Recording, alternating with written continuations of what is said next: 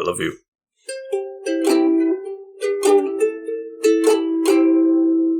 Greetings, salutations, welcome back. Oh, so happy to have you here, Couch Potatoes. I am the Green Traveler from Goursh. Oh, exalted potatoes. Oh, magnificent golden or purple crisps, depending on what you buy. There's red ones, too. I like the red ones. They're good. Yeah. I'm going to stop talking about eating the audience now, introduce myself. I am Faceless Leone, and this is a podcast about movies and TV called Green and Faceless on the Couch. Indeed. And we're here today with two animated features. One is actually the first film maybe both of us have seen of 2022. The House. Maybe. Yeah. I had said earlier that I thought maybe The Matrix, whatever the most recent one was, Resurrected. Maybe that was... But that came out in December? Yep, came out in December, yep. But The House, it's actually our first 2022 film. There have been a lot of films in the theater that I have kind of just been avoiding. I've been hinting at wanting to go see Scream, but every time I have the opportunity, I talk myself out of it. So, we'll see. Yeah, the numbers are still pretty bad. Yeah, and I'm kind of like trying to weigh what is worth going to the theater for. The Death on the Nile coming out with Kenneth Branagh about the adaptation of the Agatha Christie novel. I'm pretty freaking interested in it. Hercule Poirot. Yeah, I was thinking maybe we could do a sequel smash on that. Yeah, I'm fucking down for that. But the problem is, I think that's only in theaters again. Yeah. So it's whether you want to risk it or not. I think I'm definitely going to go see it. It might still be on Vudu. Vudu might. That's true. Because Fandango has certain rights. I don't know how they managed it, but... Right. I don't get a lot of it. But yeah, it's worth checking out. What's not in streaming and what really upset me was we were originally going to pair... our other animated feature, Encanto, with West Side Story. Yeah. But Steven Spielberg, being the, pompous little highfalutin director that he is, doesn't want his stuff going to streaming until after it's been in theaters for like 2 or so months. Spielberg, we owe you so much. So, yeah. I doubt it's made its money back. Yeah, well, right. I mean, I can't imagine who all is going to the theaters. I mean... I'm sure there's states that have their shit together better than us, but right now, like, I don't know, I just couldn't think about sitting in a room with a whole bunch of people, even though that's what I literally did last night and the night before, because I run the opera and ballet lights, but, I'm behind a glass. So right. I know there's people out there who are like, geez, you guys are really afraid of this thing. No, it's not even a matter of fear. It's more of a matter of if I catch it, I can't work for a week, and I know my job's really good about helping with it, but I just had a 4-day weekend, and I went fucking nuts with nothing to do. Like, I got a lot of shit done. But at the end of the day, when I hit around like maybe 4 or 5 in the afternoon, I'm sitting here going, man, I've done everything I set out to do today. I've cleaned the house like twice. I've done all my exercises. I've meditated. I've done yoga. I'm like, what the fuck else am I going to do now? And I'm like, I guess I could play a video game. I'm so... Right. I've been really bad at playing video games too. Like, when I get bored, I'm like, oh, maybe I could play a video game. Yeah, but I could also just watch TV, and then I just sit there very antsy watching TV. Well, see, I struggle with that too. I can't watch TV. I'm so antsy. It's just like I've become such a busybody. Like, I need some kind of work. It's hard for me to just sit down and relax. Right. I got to be doing something or be with somebody doing something. Right. If it's something like an episodic kind of a show like Star Trek or something, especially since I've already seen it, I could pull out like my laptop and either write or play a game. But see, I can't even write with anything else going on. It's got to be perfectly calm. I've tried so many times to write with music, and I just get lost in the music. I have a really hard time writing without something else going on. Right. Because I just keep on getting distracted from it. And for some reason, having the background music on, Like, it's like my brain has these different layers. And, maybe that's true. I don't know. Because when they cut up and open my head, it's just a bunch of silly putty. So who the fuck knows? But it feels like it operates on different layers. Like right now I'm focusing with you, but also because there's nothing else going on, there's like all these gears turning back there trying to think of other stuff, and that's why I could hardly spit out a sentence. I can hear it too because you scroll your wheel because you're like trying to like find something to like either talk about or just something to like read on the screen. But, like you're still listening. It's very clear that you're listening, but like I could hear the wheel scrolling just I'm the same way though. I get it. I totally get it. It's very hard to just focus in today's age. But and because of that, because of the idea of, if I catch this crazy COVID, I'm going to be on the couch for, 5 days or whatever until I get a negative test. And it's just, I can't think about that. I need something to work on. And if I'm stuck at home for 5 fucking days, I'll get a lot of shit done. That's for goddamn sure. But by the end of the day, I'm going to feel really weirdly wrung out with nothing to do. And it makes me mad that Steven Spielberg and a lot of other directors are like, no, it's got to be in the theater. I get it. I get it completely. Like, I understand that you make this with the intention of seeing it on the big screen. Right. That is your goal. That is your desire. That's what you want. I totally understand. What I, as a viewer, want is to just see your fucking movie. Yeah, man. And if you make it easy for me to do that, I'm going to see your fucking movie. Yeah, I'm sorry it's not going to be on a giant movie. I will pay you money to see it easier. Yeah. As much as I love the movie theater too, like I want to support the movie theater, but I'm not going to do it. I'm sorry. Yeah, exactly. Like West Side Story, that's not something I imagine I need to see on a gigantic screen with surround sound. I'm sure the sound quality is beautiful. Everybody's screen is at least 43 inches anyways. It's true. But I mean, I think I would still enjoy it at the same level of enjoyability as I would on my couch as in the theater.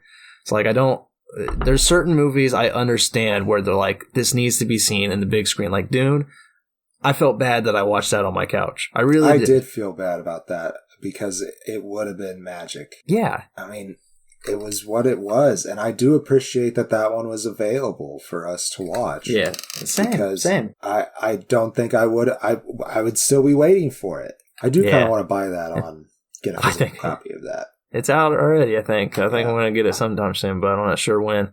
But so we had to do a quick pivot. We had to, I thought West Side Story would be available after 45 days in the theater. We're going on day 60, and I don't think it's still on any streaming service. It's coming, I think. I think I read an article that said it was coming, but we had to do a quick pivot. We had to find something to pair with Encanto. We were going to do a musical Stay or Go instead. We're doing an animated Stay or Go, and I'm kind of happy we did. There you go. Because we're going to talk The House. The House. Brand new. Our first film, yes. Brand It is an new. anthology. I'm sure they worked on this for quite some time. Yes, it is a 3-part anthology about a house. I believe the house is the same each time. Yeah, the house is the same. It's the only connecting factor. Yeah, but it is also... it's the same house while also having completely different things that happen or that it does. The house is its own entity in this that it does to the other cast members. So how about we take the house apart? Let's dive into each individual story. I'll go ahead with the first one. Okay. The first one is titled "And Heard Within, Elias Spun." I'm going to have to ask you for the titles of each of them. But. Yeah, definitely. I like the title choices because it's very nice little poem, or I don't know if it's technically considered a poem, but whatever. Metaphor. It rhymes. It rhymes. That's all that matters. But "And Heard Within, Elias Spun" is the first one. It's about a family that moves to a new home just built for them after the father has a rough dinner with some rich, affluent relatives. Yeah, I think it might be his mother or grandmother. I wasn't sure if they ever actually named them in regards to the relationship with him. You just kind of get it from the child's perspective, and the child's like, these people are weird as fuck, and I really very like snobbish. That it is from the child's perspective. The child's name is Mabel, right? played by Mia Goth. Mm-hmm. And I think Claudia Blakely is Penelope is the younger daughter. Maybe she's the mom. Oh, that's right. I think the baby's name was Penelope. You might be right that is right. Oh, yeah, because there's Mabel and there's Penelope, 2 young kids, and then there is was it Raymond? Was that the father? Yes, Raymond, played by Matthew Good. Yeah, I sadly didn't write down who the mother character was, but like the whole thing, each section has their own directors too. This section is directed by Emma DeSwaite and Mark James Rolls, or along those lines. I'm sure I pronounced your last names wrong, but yeah, this family moves into this new home, and shit gets weird real fast. Like, I don't really remember specifically what's going on with the house itself, but there's like an innkeeper. He's not really the innkeeper. Not an innkeeper. That's bad. Butler, maybe, I guess. His name's Mr. Thomas. Yes. He, I think, said that he represents Mr. Von whatever the fuck. The guy who built the house for them. Yes. Because, I didn't even explain. The father character had, they had that bad family experience where like his rich family members came and he kind of felt like a failure because he's living in this like dinky little house with his kids, kind of feels run down, and he goes out for a walk at night and he's like really pissed and mad, and as he's taking a piss, there's this weird carriage somewhere nearby, and he like walks in there, and that Mr. Von fuck whatever is just like, hey, I'll make you a deal. Like, we don't see the deal. It's just it's a very like horror scene where it's just like, you have the well-lit carriage in the dark forest, and you have that ominous choir music in the background. I thought I didn't really read the description. I really thought that first story was going to be the whole movie. And I did too, thought it was really setting up really good for that. And I did want to just correct us real quick. Penny, or Penelope, played by Claudia Blakely, is the mother, not the baby. The mother, okay. And the baby probably just doesn't even have a voice, maybe. I'm sure there was a voice actor, but that's why I did. I had to go to like a Netflix to get pictures of the cast. I had to go to like a Netflix thing, and they don't have the entire cast, just like the main characters. Gotcha. Yeah, I feel like there's probably a voice actor for the baby, but yeah, the baby didn't have lines, so I don't know why I would have assumed Penelope was the baby. But pretty much what happens is Mabel, the daughter, starts to discover that, her in this new house, her parents are acting very weird. Her dad is like they both get dressed in these like really weird, they look like cushions on furniture outfits, and it's kind of odd and hilarious, and then it like continues to evolve from there. Things get really weird. The father's like staring into fire constantly. It's just like, ooh, fire.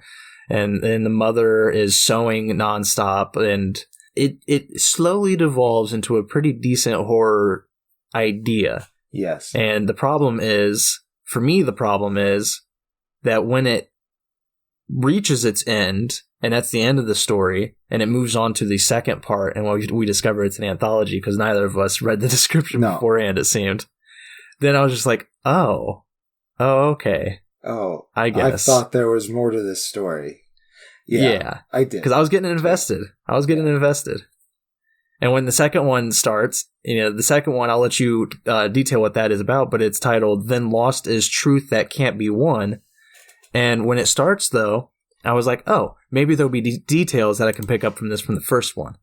And I'm sure there are, but it did not further or finish that first tale story. That story is done. It's done. That's the end of the story. This is a completely different story.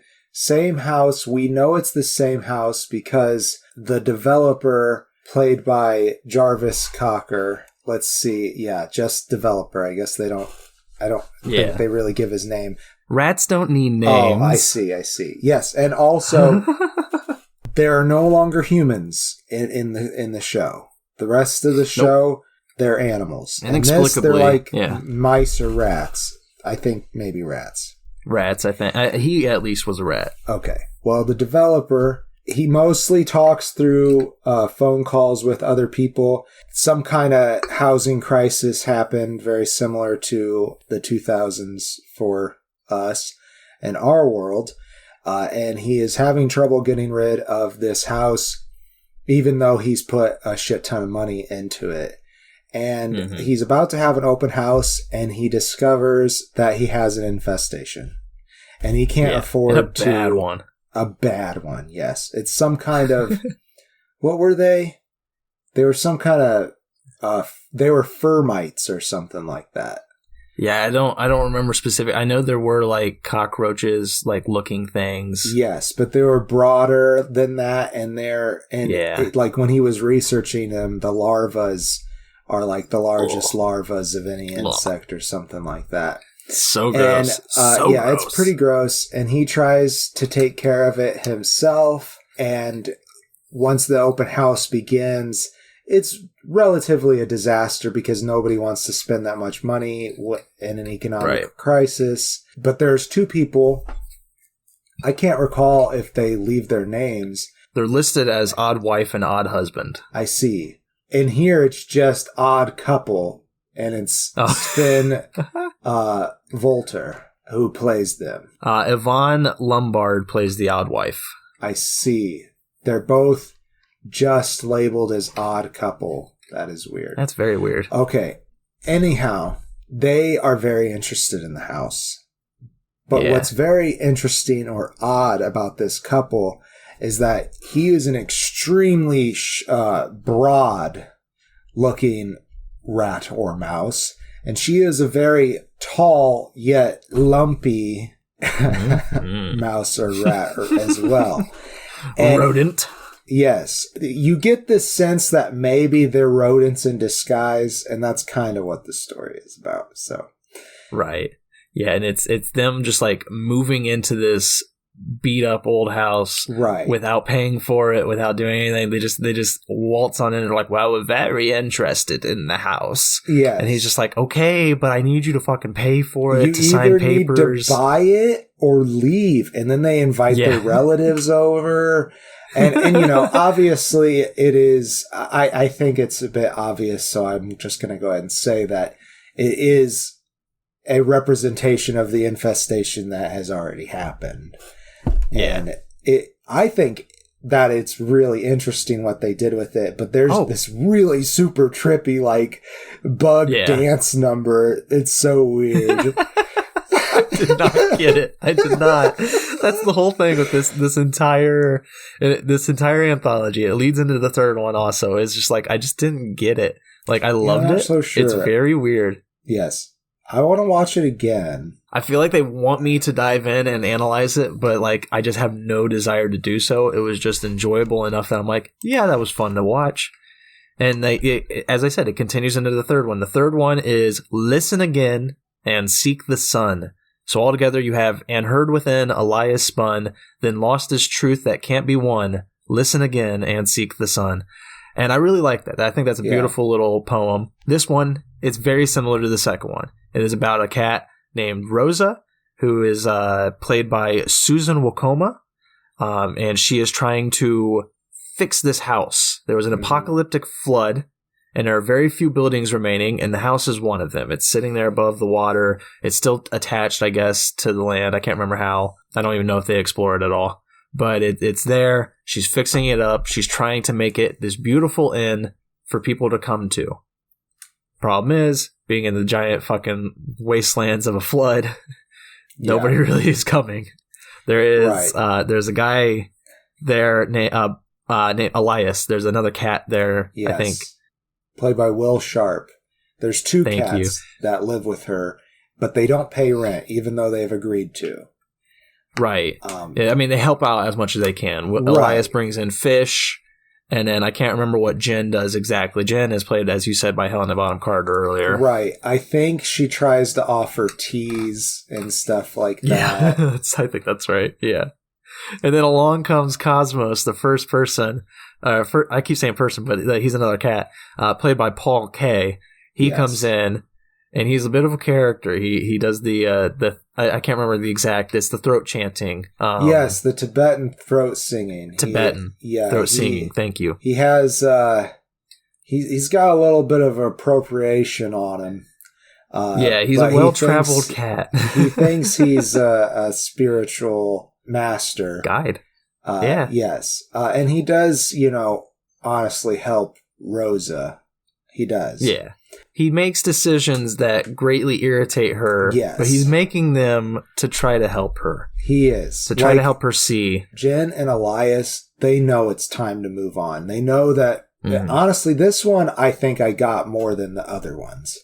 Because it's really about our society right now. These other characters, they're ready to move on because it's not working. But Rosa's really hanging on. She's trying to make it work.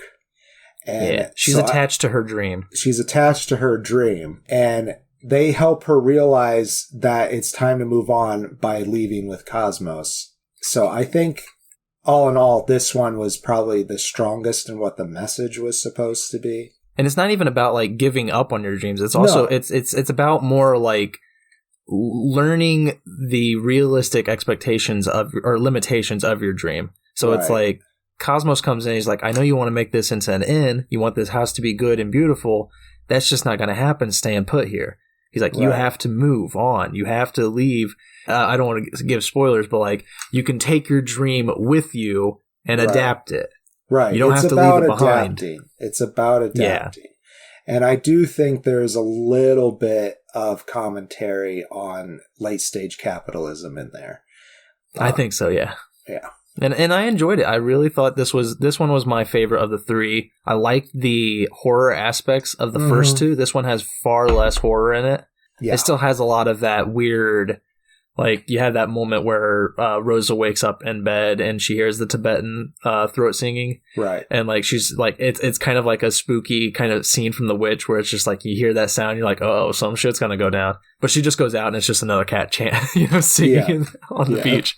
So, it's just, it has horror elements, but it's very much the least horrific of the three. And they all had, like, very good comical moments, too.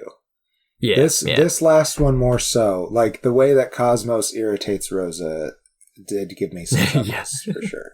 It was pretty good, yeah. And I didn't mention the second one was directed by Nikki Landruth von Baar, and this third one here is directed by Paloma Baeza.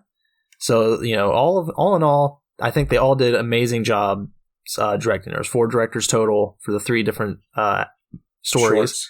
Yeah. And, we didn't even talk about the animation. It's all stop motion. Yeah. Which is just, if you've listened to us talk before about it, we fucking love stop motion animation. There's a lot of respect that goes into that. Yeah, I think it's more respect than love for me because, like, I always feel like there's something missing with this story. And I think it comes down to, like, just how much effort it takes to make this stuff happen. It's hard to go back and revise. Right. Yeah, I saw it with this one. I thought the human characters in the first one, I thought their animation was a little weird. Yeah, but I liked it. I did like it. I really did. But they're all the dolls they use are like fuzzy a little bit. Yes. And so you can kind of see that on their faces, which kind of threw me for a bit. Because, like, I mean, I guess it's a precursor for the animal world you're going to see later on. But it was just very weird when you would have a close-up of, especially the father's face, and you would just see, like, a crap ton of, like, peach fuzz all over his face. Yes. Like, I know we all have peach fuzz, but, like, it was just a little off-putting. Yes. And they have very simple animation for the faces, too. Oh, yes. That too. They have very, very small faces. In fact, my wife, when I hovered over the thing, is like, this is what we want to talk about. She's like, oh, yeah, turn that on. I want to watch those little weirdos. It's true. It's true. They are very freaking weird. And then the others, not so much the second one, but the third one had very strong Fantastic Mr. Fox feels with their claymation. And I think that was the one that pulled off the claymation the best. Like, it looked beautiful, especially when you had, like, the wide shots of the sea. Oh, so good. And the second one's good too. The second one has some really creepy animation. Like, the bugs disturbed the fuck out of me. Yeah, they did. I was not for those bugs. And they had that long dance number scene, which was kind of hilarious, but at the same time, all I was sitting there doing is just like, okay, enough of this. Yeah. I lived in an apartment that had cockroaches. You're giving me way too real vibes right now. Yeah, so after I realized it was an anthology, I was like, oh shit, how many are there? And then I was like, is it just the two? Am I going to have to deal with these bugs for a really long time? So I was glad that it ended with the cats and the flood thing. Yeah, I agree with that. But I think if I were to lead into closing statements for this guy. Yes, please do. I think that I would have been happier if it just stuck to that horror story with the people at the beginning. But since it was shorts, I think the other two were good additions to the film. So I'm kind of like on the fence about what I think about that. But I really wish there was more to that first one. Agreed. I think the last one was the strongest. I give it a face. It's definitely competent. It's very interesting. I mean, you don't get as many stop motion movies nowadays, especially ones geared towards an adult audience. This really isn't for kids. And I think stop motion is perfect for horror. So I feel like there's something with those first two that they really could have expanded into bigger projects. I agree. You know, that was my biggest flaw with the whole thing is, as I said earlier, like I feel like they want me to analyze more about like what the house means to all these people, what it means overall, and I just don't want to. I wanted a connected anthology. Like, I mean, I don't know. I like it better if, you know, I can read a lot of short story collections. That's my, I love that. But the ones that really get me, the short story collections that really grab me are like the Winnisburg, Ohio by Sherwood Anderson. Like these stories that have something that ties them all together. Connecting thread, yeah. Yeah, it doesn't have to be wowing. Like I like that the house is a connecting thread for these three stories. But at the same time, it really doesn't feel like a connecting thread because it seems like it's a different house each time, even though it's the same one. Yeah, I think that could have been stronger. Yeah, and I would have preferred it if the second and third ones tied back into that first one. If they continued that storyline or developed it in some way but did their own story with it, like that would have been great. But since they're all just only connected by the house and from what I saw in first viewing, little else, I give it 3 stars. It was still very interesting. That's a pretty good rating, I think.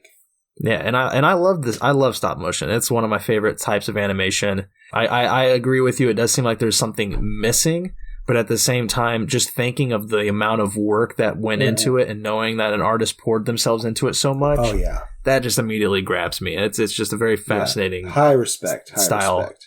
Yeah, and I'd love to do it someday. Figures in this. I think that's what they call them, is figures. And we want to do a stop motion thing sometime, but you know, that costs a lot of time and resources that requires. Yeah.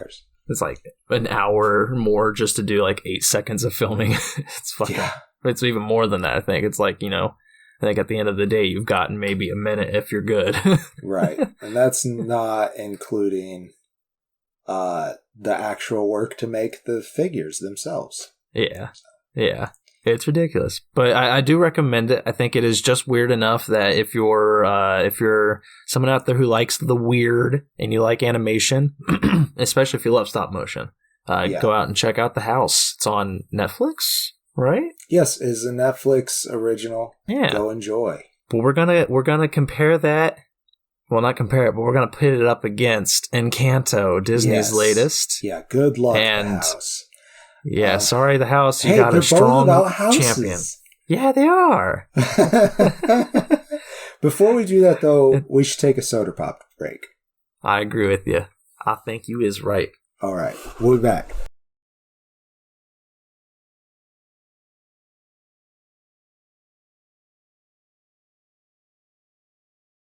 Well, do you think? Do you mind if I describe Encanto? Oh, please do, please do. Do you mind if I first mention the director and stuff? Yeah. Yes. We're back, by the way. It is. We're back. Hello. It is directed by Jared Bush. He co-directed and co-wrote Zootopia and Moana. So that, you know, he's a familiar name for them, and it's. He's the guy.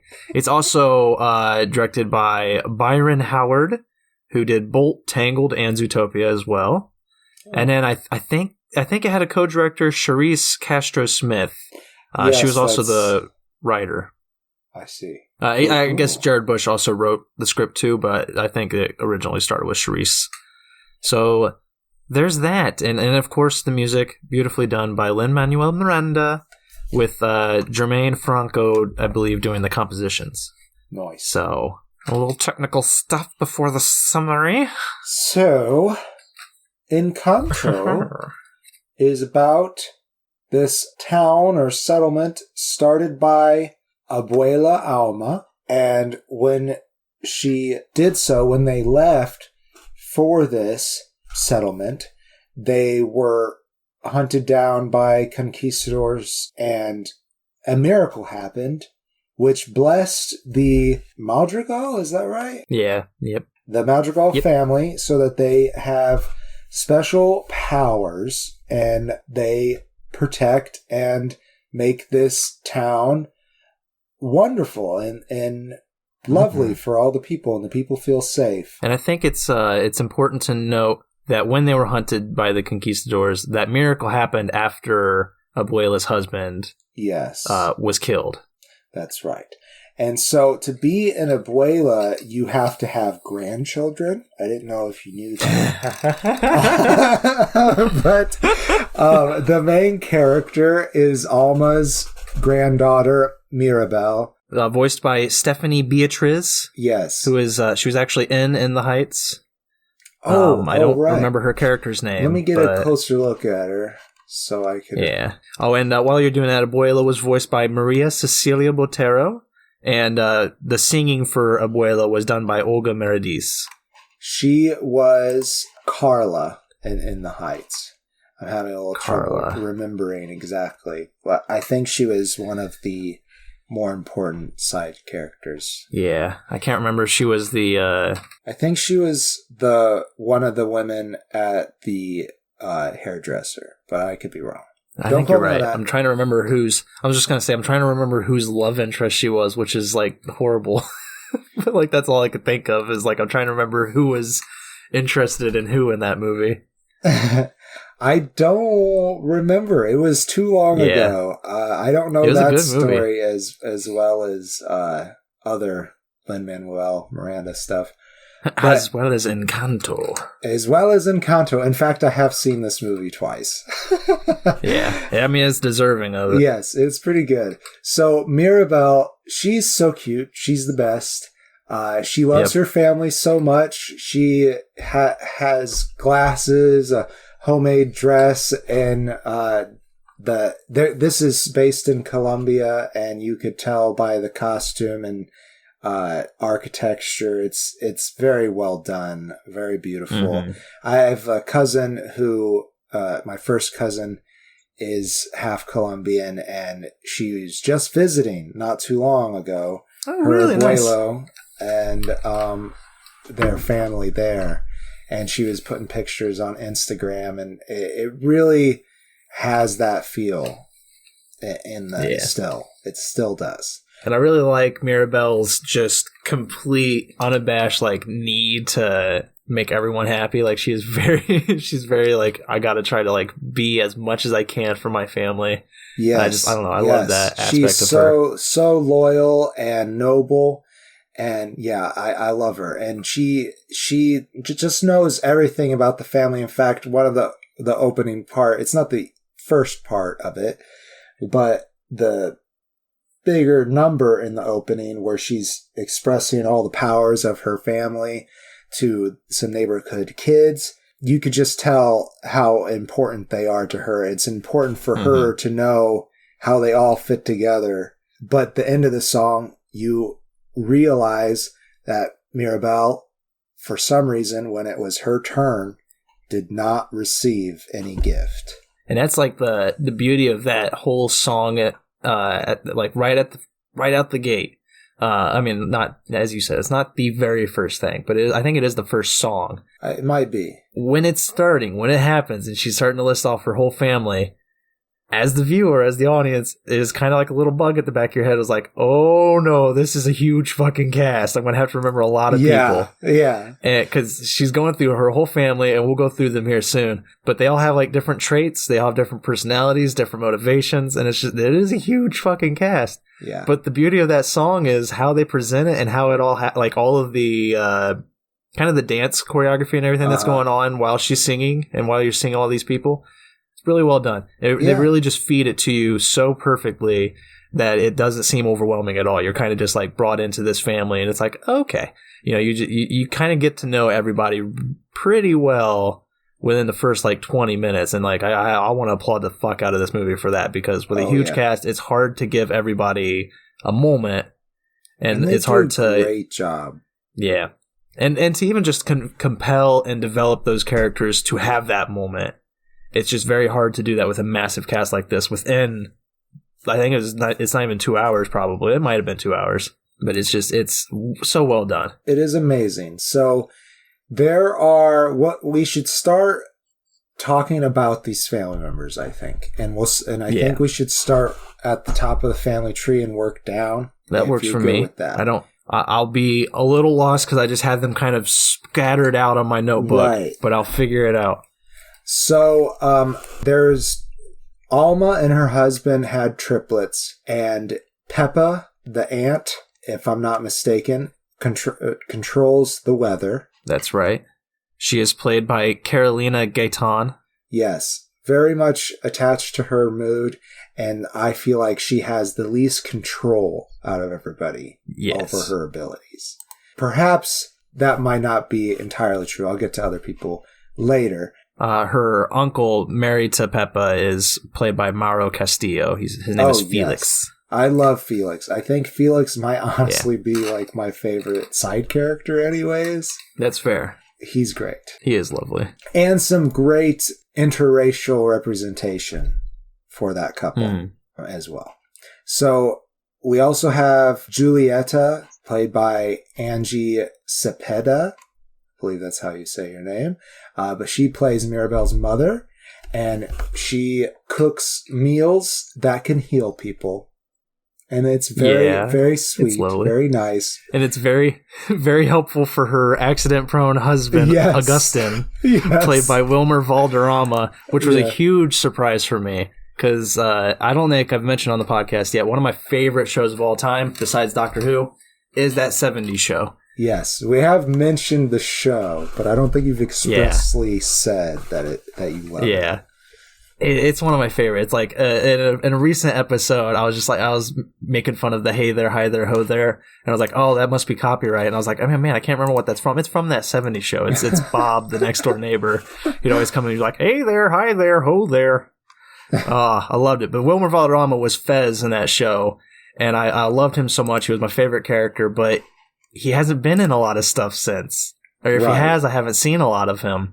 And finally, I get to have him back. He's the father in this, and he was so wonderful. He's very good. Yeah, I did not really recognize him at first until you told me. No. I was like, oh, shit. So the second time I watched it, I was able to track that a little bit better. But Felix and Augustin, they're both married into the family. They don't have powers. Right. So they both, for that reason, they help Mirabelle out because she feels left out, obviously. That's part of the story. But she still, wants to be a part of the family and help the town that they are, the protectors of.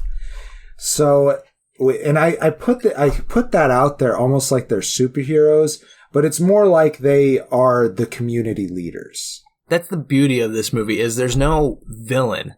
There's no actual villain. Yeah. Like you said, they're not superheroes. They are just, protectors in a way. They just help.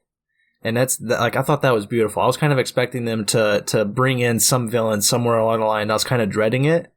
Right. So just don't dread that when you watch this. If you haven't watched it yet, you don't have to. Just enjoy the story that's being presented. There's obviously conflict, otherwise there would not be a story. Right. But we'll get into that later. So, the third character is Bruno, played by John Leguizamo, I think. Leguizamo. Yeah. I'm so sorry. I know he doesn't like this, but he was Luigi in the Super Mario Bros. Movie way back in the day. That's your pull for it. Okay. I'm so sorry, John. Yeah. You're amazing in this. So they've done another Ice Age movie. I don't know if you've known that, but yeah, I'm sure I did somewhere along the line. I don't know if he's still playing Sid, but yeah. I guess that is a more apt role for him to be mentioned. But that's what I know John Leguizamo as. It's Luigi. Oh, that's hilarious. I really like him. Oh, I didn't know that he was the clown character in Spawn. That was a really good makeup job. But there's this movie with Patrick Swayze when he's super young about the drag queen community. Oh. I'm trying to remember what it's called. I think it's looking up his To Wong Fu, Thanks for Everything. Never heard of it. Never seen it. I've seen it once or twice. It's also Wesley Snipes. Yes, I just wanted to make sure. Nice. I was right on that. Yeah, and they're great. Awesome. We should talk about that movie sometime. Maybe even deep dive fun. it. It's one of my secret favorites. Oh, interesting. Yeah, well, we don't talk about Bruno. But we don't talk about Bruno, so we're moving on. No. To give him his due, I know it's taboo to talk about Bruno, but he can see the future. Yes, he can see what things are going to happen. Not always clear. You know, that's always the thing with future precognition. Precognition. Thank you. I should know that. I watched Charmed. But yeah, you never really see exactly the full story, but because of the stuff that he witnessed, the fortunes that he told, he eventually just left. Yep, he just left. Nobody knows what happened. We don't talk about him. We don't talk about Bruno. So let's get into the kids. Let's go with Pepe and Felix's kids first. So that would be Dolores, who I love. I like Dolores. Her ability is to hear from great distances. She can hear a pin drop, whatever. Played by so much. Adessa. I'm not sure if I know this artist, but she is a one-name artist, which you always gotta love that. But I think I would hate her power. I'm partially deaf. If you guys out there, if you couch potatoes don't know, I'm partially deaf in my left ear. Made some bad decisions in high school. It's hilarious, but that's whatever. And because of that, I've kind of gotten used to not hearing things, and it's kind of been lovely. You know, like people can talk shit about you. You just don't fucking hear it. It really hasn't helped with my selective hearing. I've really toned out a lot of things nowadays. Yeah. But I'm starting to lose in my right as well. Yeah. And I only really noticed because of doing editing and stuff. Oh, really? Yeah. Working backstage, having to have a headset on. Like, if I put it on my left ear, it's like, oh, shit, I can't hear anything that's going on around me. Yep. So I have to put it on my right ear. Yep. I feel like I would just absolutely hate her power, just to be able to hear everything. And I think also her power does open up a few plot holes. They cover it with one-liners, but it's still a little plot hole-y. Yeah. Yeah. I don't want to give spoilers away for the movie, but I do enjoy her side story too. Like there is a love interest that she gets, and you know, because there's so many characters, it's hard to give them more than just one or two moments. Yeah, I enjoy her. I do think that was like one of the smaller, for me, I feel like that was one of the smaller flaws that like don't at all hurt the film. But like, you know, they're trying to give all these characters their own stories and their own motivations, and she gets the love interest. It's totally fine. Right. But it's, at the same time, it's a very just mundane, age-old story. Right. And they don't really do much to it, which is good because they don't focus on it very hard, which would have made it, if that had been the main focus, it would have made this movie very boring. Yes. Because it's just a side story, I think it really works still. So she has two younger brothers. One is Camilo, played by Rinzi Feliz. Yes, and he is a shapeshifter. He can turn into anybody he's seen, and he's like the family clown, really. Yep. He really I liked how they gets did that. into people's business and shit. And, you know... My favorite is when Mirabel, like, rushes to Dolores to be like, have you heard anything about this? Like, you can hear everything. Yes. Here's exactly what's going on. I need to know if you've heard this. And then, like, Dolores is just staring dumbly at him. And then you find out it's Feliz. Or, yes. What's Camilo. Yes. You find out it's Camilo. It's just so funny, because, like, her face is so perfect. Just like, what? What's going on? What the fuck are you saying? That's crazy. And so their youngest brother, who is also the youngest of the family so far, is Mariano. And no, excuse me. Mariano is the handsome man from the village. My apologies. Yes. Antonio, who gets their gift in this movie, and he can talk to animals. And it's really cute and adorable. One of those animals is a clueless little toucan. Yeah. Played by Alan Tudyk. Yeah. And he also gets to ride a jaguar, and it's pretty cool. And it is pretty badass. Right before he goes, he's kind of scared because... Well, Mirabel's the second youngest, and hers didn't go so well. That's not the only reason why he's scared. Everybody's kind of scared because of that, though. Right, exactly. And she makes him this little jaguar stuffy to take with him because they've been sharing a room up to this point. Because the house also provides you a room when you get a gift. So and Mirabel's been living in like the guest bedroom kind of thing. The nursery is what they call it. Nursery, that's right. Yeah. So it's kind of cool that, you know, as soon as he opens up the door, this jaguar comes from the jungle and becomes his friend. But Antonio is played by Ravi Cabot Conyers. Sorry, Ravi, if I said your name wrong. But he's the crux of it, though, because it's like the whole story revolves around whether or not, I mean, at the very beginning, that is, about whether or not he's going to get his power. Yeah. Whether or not it's a new curse if the miracles run out, if it doesn't give family members new abilities. And you also learn when he gets his own room that the house is kind of like the TARDIS, where it can be bigger on the inside. Yes. Because he has just a whole fucking jungle in his bedroom. Fact, these town kids definitely say that. They definitely say it's bigger on the inside. Whoosh, whoosh. Yay! So let's talk about Mirabel's siblings. Yes. So her oldest sister is Luisa, and she's super strong. Yes. And she's the best. Awesome. Yeah, I do love her.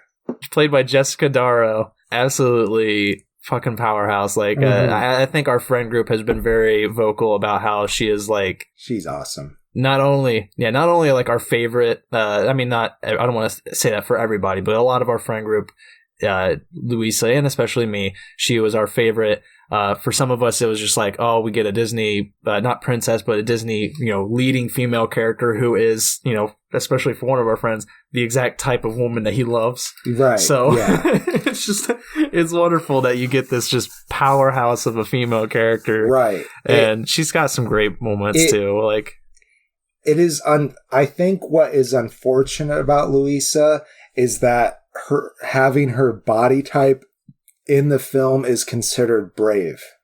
You know what I'm saying? Because I feel like there should just be more representation of people of her body type or any other body type in our media. Because, especially for the representation of women, there's not enough of different shapes and sizes. And I think that this film, even with the Madrigal family, does a really good job of that. There's different shapes and sizes of peoples and shades of skin as well.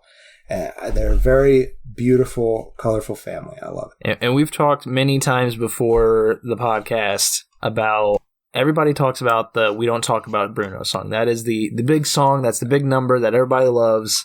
It's gotten covered by so many people already. Like it's a huge song. You know, I think it's been Disney's biggest song to date.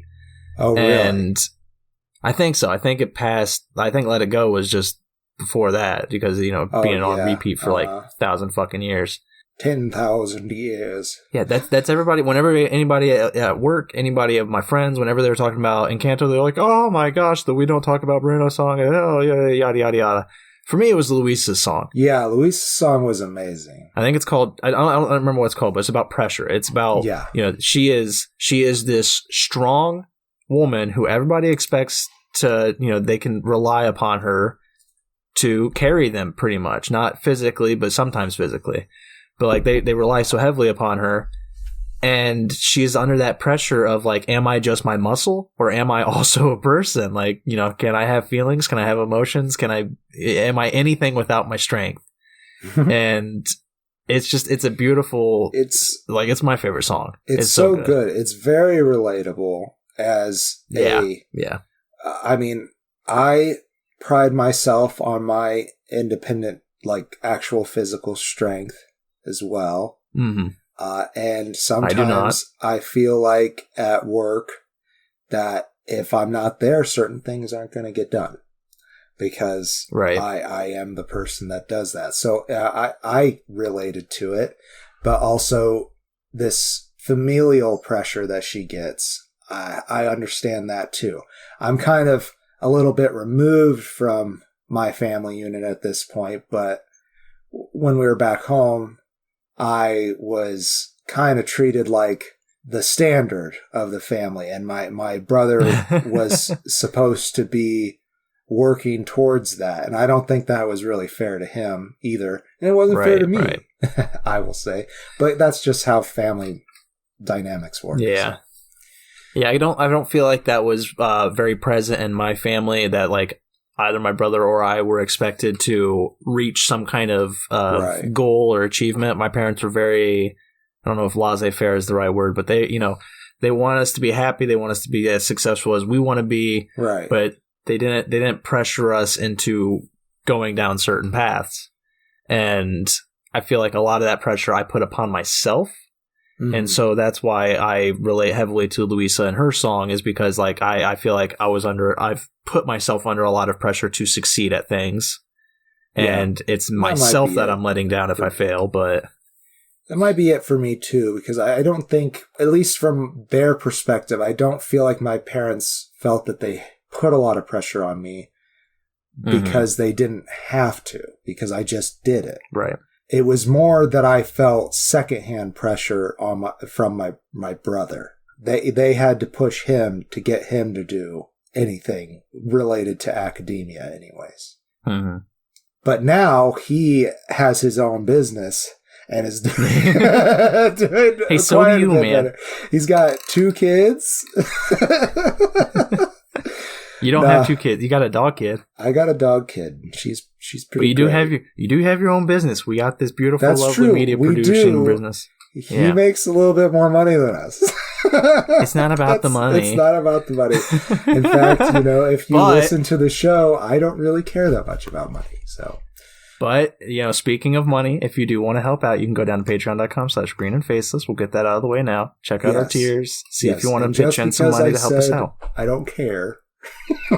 Doesn't mean that I don't really appreciate it / that we don't need it to keep the show running, and we appreciate those of you who have done so far, and we'd love to see more of you there. Helps pay the taxes. Yeah. So there's one more family member, Isabella, played by is it Diane or Diana? I think it's Diane Guerrero. And known for I haven't seen anything that she's in except for Doom Patrol. She's in Doom Patrol. Oh. She's also in Jane the Virgin and Orange is the New Black. I watched Jane the Virgin. I've seen some of Orange is the New Black, but I didn't. Yes. Okay. Yeah. She's Lena. Yes, she is Jane's best friend. She's quite good in Doom Patrol. I really loved her in Doom Patrol. I did not stick really with that show. Yeah. Oh, she is really good in this. Yeah, no doubt about that. I'm just like, from what I've seen of her, I only remember her in Doom Patrol, which I think she was the one that had like the multiple personalities. Have you seen Doom Patrol? I haven't watched it yet. Not at all. Yeah, we were gonna do it for TV talks, but like I just could not stick with it. It's really good, but it just wasn't grabbing me to want to return to it. Right. But it's whatever. She's great. And I really enjoyed Isabella, but she is the one character that I'm just a little like, yeah, she's so irksome, but I get it. I like her. Like I like what she does for the plot. She is kind of a stereotypical character to an extent. She is very much everything must be perfect and controlled, and it's really kind of funny that her name is Isabella, because there was a camp that I was a counselor at, and there was a young girl named Isabel who acted nearly exactly like this. She loved princesses and stuff like that. Everything had to be perfect. And her special power is that she can grow flowers. Yes. And, it doesn't, I would say it doesn't really stop there. I would say she's probably honestly one of the more powerful of the characters, because at the rate that she can produce plant life, it's pretty incredible. It's very much Poison Ivy, but like Princess Poison Ivy. I never got the feeling that she could control them that well. It kind of just seems like she grew them, but not like she can make them into like to do things for her. Right. So like, yeah, like Poison Ivy is very a close enough representation, but I was like, I couldn't remember she could control them. I feel like after what happens in the movie, she's definitely powerful. I think after what happens in the movie, that's not a very controlled scene. What I'm referencing to, without trying to give it away, but I think as she grows into an adult, she will have more control over it. More control, say, than Peppa does over the weather. Yeah. Yeah, I feel bad. I feel so bad for Peppa, because she has to like walk around and be like, it's like, calm down. She's like knocking storm clouds away. Yeah, if I'm not mistaken, her mantra is clear skies.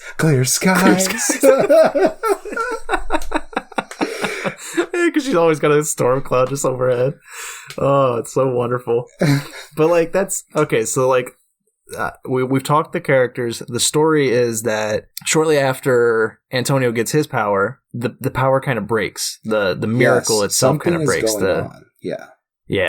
The house is like has cracks running through the walls, through the floor. It's implied that Mirabelle might be responsible for it through a vision that she discovers of Bruno's, like a lost vision kind of thing. It's this beautiful moment where she wants to help the family. She has no powers to help the family, but at the same time, she wants to save the miracle, to keep their powers strong, because they're all kind of losing their powers. They're all having anxiety or just complete struggles with this change in their life. And then she comes in and she has this beautiful dance and singing number with most of the family members, through which she helps them kind of realize, I'm not just my power. I'm a person. Yeah. And it's that beauty, that beautiful storytelling as it progresses along, where it's just like she's helping other people find themselves. They're simultaneously helping her find herself. It's fucking phenomenal. It's such a good story to watch. Yeah. And all in all, it's about trauma. That's really what it is. About generational trauma, I'll say. Which I hope that doesn't give away the ending for you, because it's a very rewarding movie to watch. It makes you think about your own family and the dynamics that maybe aren't necessarily healthy, but why they might happen. Right. And I think it's a very important movie right now, I feel like, with the tensions in our particular country anyways. I've spoken to a couple of my friends who relate more to the family design that's presented in this movie, the family tree, and they have all been like, they nail it 100%. They nail the structure of this family in this region. The abuela is always very kind of always thinking about the family and Right. the image the family presents. She is definitely the matriarch. She has the power. She is the leader of the family. Sure. Yeah, and I haven't spoken to all my friends who would relate closer to this film than I would as a white individual. But yeah, they've all been very pleased with the representation and with the just the straight fucking accuracy of these characters. Yeah. And you know, again, as a ignorant white individual watching this, I was just fucking blown away throughout the whole thing because I just loved all of the characters. Yeah. You know, even though there are some characters I have like little nitpicks with where I'm just like, ooh, I don't like that you're like Isabella.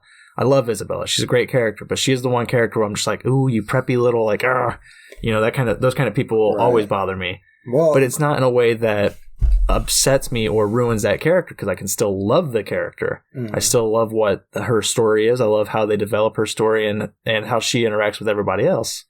But she's just, you know, whenever you see that, like the preppy, like, I'm so perfect person, I'm just like, ooh, I don't like you because I'm not, like, I'm not perfect. I think anybody can relate to these characters and to this familial unit.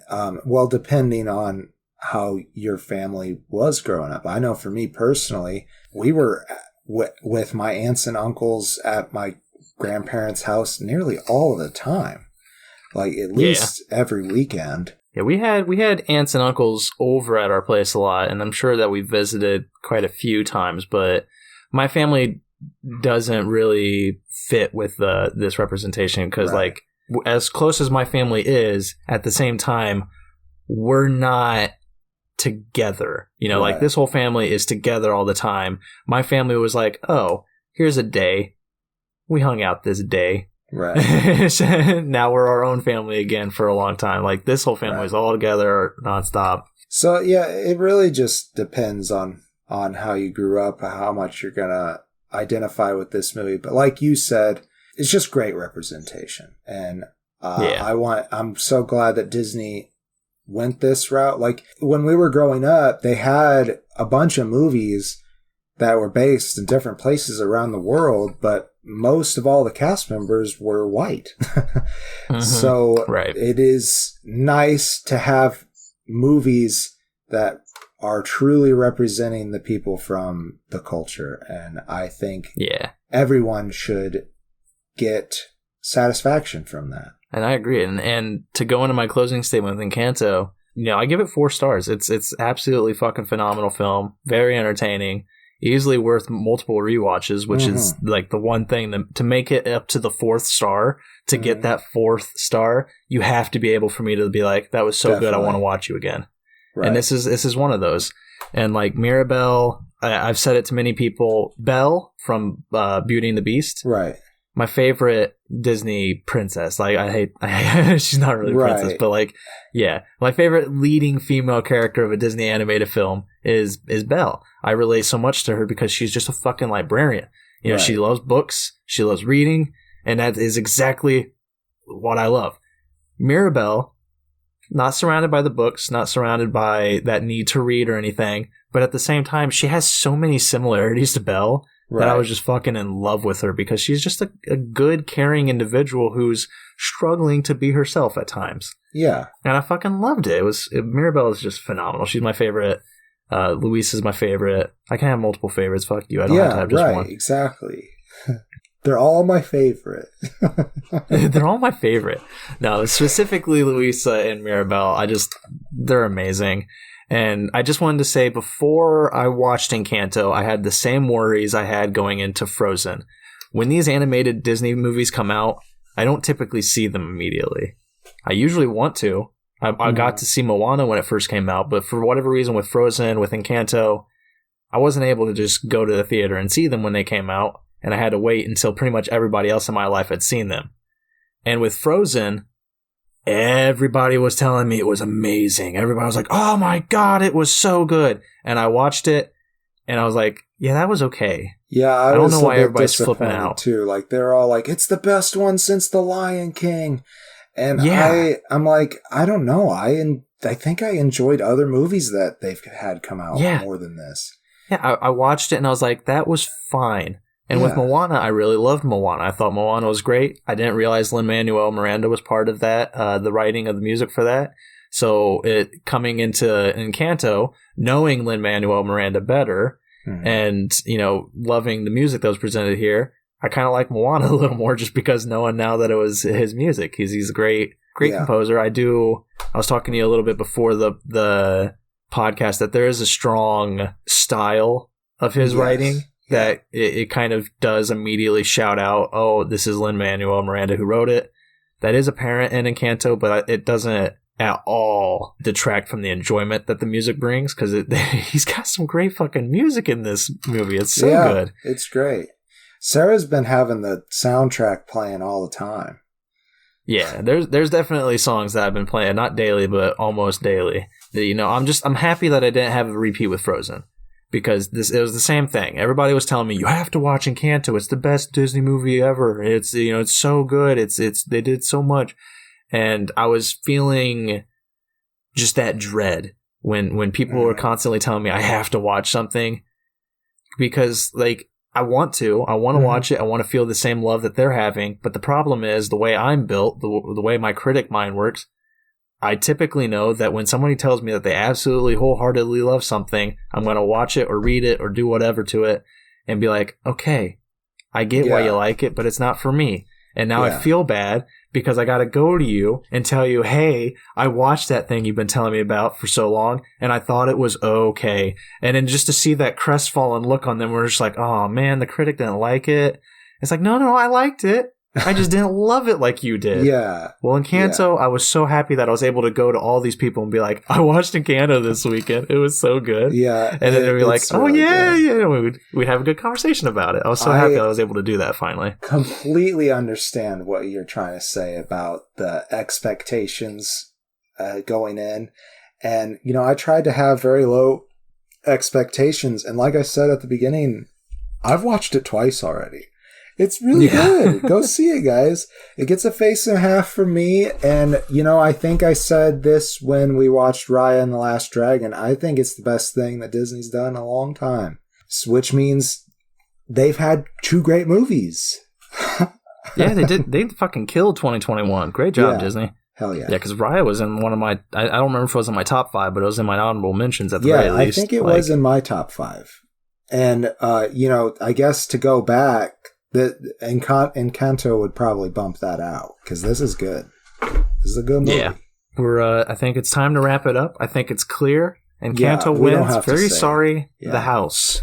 The House was very good. I do recommend that, but I recommend Encanto more. If you only have time for one animated film, check out Encanto. If we were to, say, put The House up against Animalia, do you remember that stop motion? It was really weird. The guy had like face blindness, but it was more like he saw all faces as this one same face. Did we do that for the show? No, but we definitely watched it. It was years ago. But if we put it up against that one, another trippy animation thing, I don't know. It might have won, or at least been more comparable, because I did like it. It was interesting. Yeah. But it was not to the level of Encanto. Encanto, you win. Yep, easy. That's our show. I'm so happy all you couch potatoes came in and checked us out, listened to us talk about these films. Until next time, I am the Green Traveler from Gorsh. And I am the Faces Leon. Thanks for listening. Safe travels, and good night. Green and Faceless on the Couch is a proud production of Fiction Works 19. If you like the show, please show your support by rating and reviewing us on Apple Podcasts. Like, follow, subscribe, wherever you might listen. We also now have a Patreon account. If you feel so inclined to support us in a financial manner, please become a patron by visiting patreon.com/greenandfaceless. You can also find more information about us on our Facebook account or on the Fiction Works 19 Instagram account. Thank you so much for listening.